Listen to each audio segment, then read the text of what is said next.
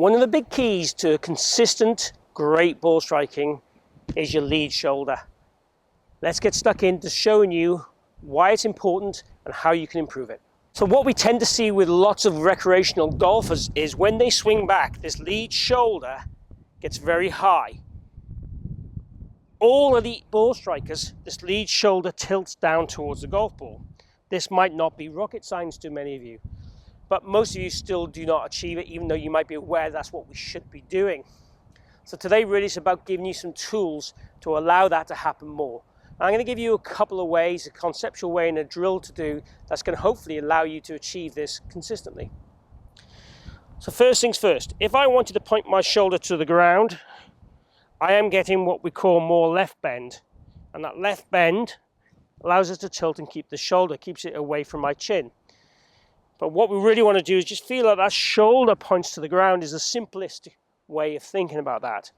And exaggerate it as much as you can. If you can get yourself here and really tilt it and really put it to the ground, that's going to help us get our radius to land on the ground consistently. When we're moving up like this, one, we're not rotating correctly from a point of view of power or speed, but also we're not really going to be landing the club in the same spot consistently.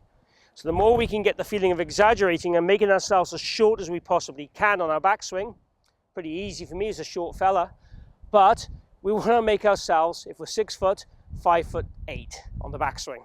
That's the feeling. You're not actually going to drop in height, but we're not going to gain in height. And most players, if anything, would have a slight gain in height. So really feeling that our hip and our shoulders work. The right hip goes up, the right hip goes deeper, the left shoulder goes down, and we get that little bit of left bend. That's the conceptual idea. Let's have a go hitting a ball, trying to exaggerate that left bend.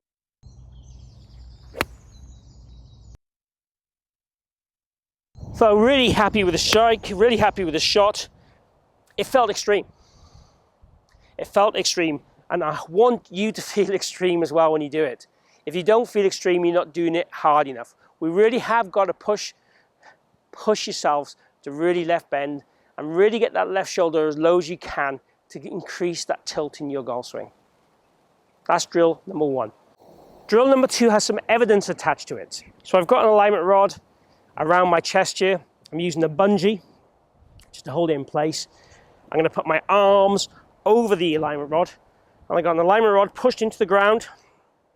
If you look at it, height-wise, it's around about my navel, okay? So it's that kind of height to give me an idea of the kind of tilt that I would require. Now, if I swing back, turn my shoulders incorrectly, you'll see here, I will not make contact with that rod. If I swing back and tilt or left bend, you'll see here how I make contact with that rod. Now, we can also move this further right or further left if we want to measure the turn, the rotation in the golf swing. This is quite a big turn where I've got it here. I've got it pretty much back edge of the ball. If that's a too big a turn for you, just put it a little bit forward. This is really about the tilt than it is the turn. And even just doing practice swings, can I make contact?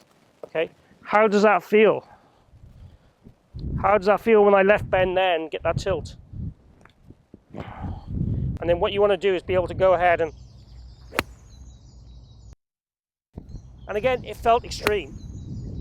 So I got the same kind of feeling from doing the first drill without any aids, for guys that don't like using training aids. But this is a way of giving you that evidence.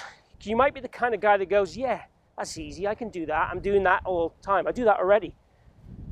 This will kind of measure whether you can or can't do it. And we got this height, as I said, probably somewhere around about the golf bag height would be about right too. Somewhere around about there. So if you want to stick a rod in the ground, you want to use just a sofa at home or your golf bag, you can do that. This will give you the idea of what you're trying to do and about getting that tilt, to get that consistent contact each and every time. As long as we do it with the other components we want a nice structured arm shape, but this drill will certainly help us no matter what.